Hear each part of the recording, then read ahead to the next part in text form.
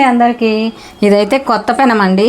ఇది మామూలుగా ఇంట్లో వాడుకునే పెనం అనమాట, చిన్నది. ఇదేమో పెద్దది.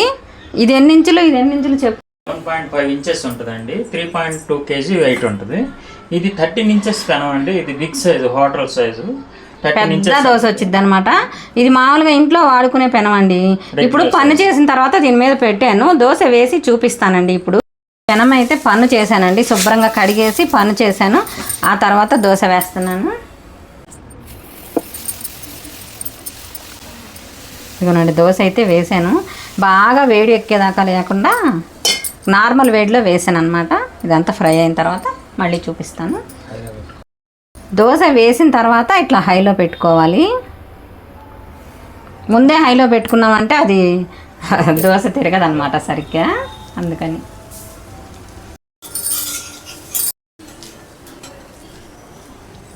చూసారండి దోశ ఎంత చక్కగా వచ్చిందో.